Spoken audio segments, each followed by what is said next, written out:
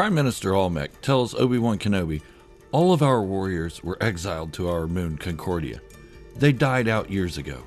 Obi-Wan then asks if he is sure and tells of his encounter with Jango Fett. Olmec responds with visible anger, unlike his demeanor just seconds before. Jango Fett was a common bounty hunter. How he acquired that armor is beyond me. This was left without explanation for a long time. The explanation we did get from Dave Filoni was taken out of context just so fans could take Olmec's statement as fact. But the fact is, Jango Fett is a Mandalorian, and that is canon now. It also seems some of the old expanded universe, now rebranded as Legends, is making its way into Mandalorian canon by means of the Mandalorian series. How much is canon though? Today on Star Wars Fanatic.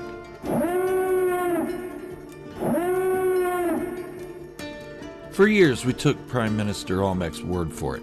Jango Fett is not a Mandalorian. We had so much expanded universe material at the time, and some was considered canon. Mind you, this is before the acquisition of Lucasfilm by Disney. There was so much written about Jango Fett being a Mandalorian, an actual Mandalorian. The stories went all the way from his childhood to his death. But one quote from a political opportunist such as Olmec made some scream that Jango Fett was not a Mandalorian. And their opinions haven't changed since then. So let's look at the Legends material that has been made canon. The things that confirm the Legends stories of Jango Fett being a Mandalorian and raising his clone son to be a Mandalorian. In the Mandalorian series, Din Djarin meets Boba Fett, who wants his armor. The same armor that Mando took from Cobb Vanth, the same armor that Cobb Vanth bought from Jawas, and the same armor that the Jawas took from Boba Fett. The armor was beaten and burned, but was salvageable. When Boba found the armor on the Razor Crest, he put it on immediately and proceeded to kick Stormtrooper ass. After the battle, Boba Fett shows Mando the chain code embedded in the armor. He points at some words written in Mandoa and says, "My chain code has been encoded in this armor for 25 years. This is me, Boba Fett, and this is my father, Jango Fett," as he points to different words in the hologram. Din Djarin then says, "Your father was a foundling. This armor belongs to you." You see, the notion of a foundling being a Mandalorian is very important to Din Djarin, as he was a foundling himself and holds the tradition in high regard. But what about the rest of the chain code? A lot of fans have taken the time to translate the native Mandalorian language into our own English. The translation says, "Foundling took into the year the Concord Dawn, Mentor, Jaster, Father, Fett, Boba Fett." Now, this isn't just another video of my opinion that Jango Fett and Boba Fett are Mandalorians. This is hard fact that at least Jango Fett is one, despite the accusation from Prime Minister Olmec that he wasn't. To a lot of fans who haven't read the Legends comic, Open Seasons, this chain code means nothing. But to a lot of us, it brought a whole lot more into canon that used to be. For one, Jaster Muriel. In Legends, Jaster was Jango Fett's adopted father, mentor, and the Mandalore, or leader of all the clans. Jaster had not been mentioned in canon before this point, other than in the Legends material. Another point is that Jango was a foundling on Concord Dawn. This is also in the Open Seasons comic, so it looks like Open Seasons, at least for the most part, is now canon. If you haven't read it, I'll break it down for you.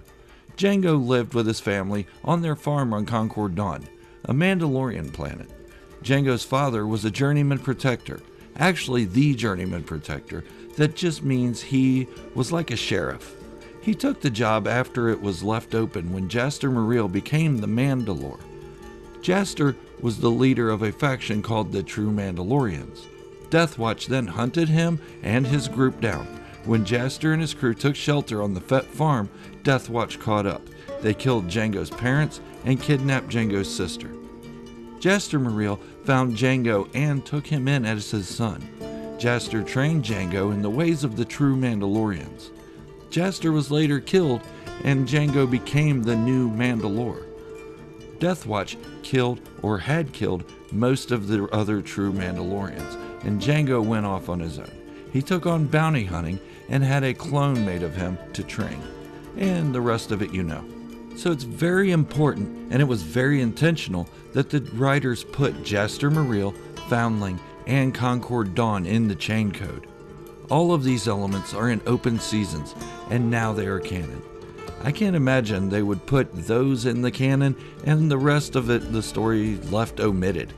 Maybe altered slightly, but not omitted completely. Din Djarin even tells Boba Fett, "Your father was a foundling. This armor belongs to you." That makes open seasons even more relevant, not only for the story, but for the character of Jango Fett. For so long he was seen as a non-Mandalorian, not only by fans who listened to Almec, but also the Mandalorian factions of the time.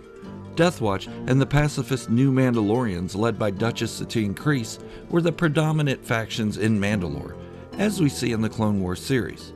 The remnants of these factions can be seen in Star Wars Rebels as well. Both factions were also against Jaster Muriel and the true Mandalorians and what they stood for. Jaster Muriel created the Super Commando Codex and tried to keep the Mandalorian warrior traditions, while having a sense of honor. It wouldn't be about conquering worlds anymore, it would be about maintaining an identity as a warrior by taking legitimate professions and creating an honor code inside that. Professions such as bounty hunting, private security, and mercenary work were seen as honorable, so long as innocent beings were not hurt in the process. Also, it established that raising your young as Mandalorians was a pinnacle of the belief system. So, when some say that Jango and Boba Fett are not Mandalorians, Open Seasons has a lot of canon, and Jango Fett was the Mandalore. He was given a clone to raise as a son, and he raised him the way he was raised, as a Mandalorian. Some say if Boba Fett is a Mandalorian, then all clones are Mandalorians. This is not true, because Mandalorian are not a race, they are a belief system. I know I have argued these things 100 times, but I see old stories being brought into canon that confirms Almec was a liar. He played both sides of the fence between the new Mandalorians and Death Watch to gain his own power. He even joined Maul as a puppet leader when both other factions failed. So to believe Almec over what has been made canon from Jango Fett's past makes no sense to me.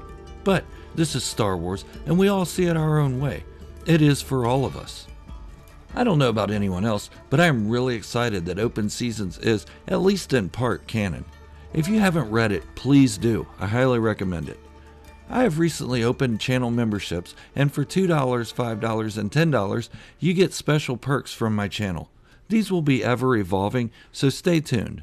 If you're new to the channel or have been on the fence about it, go ahead and hit the subscribe button and turn on notifications to stay up to date with my Mandalorian, Boba Fett, and Jango Fett content. Also, hit the thumbs up to show your love for the hard work I put into each video, and share the video with a friend. Let's see if we can get this one over 2,000 views. Thank you for watching, and remember, this is the way, the only way.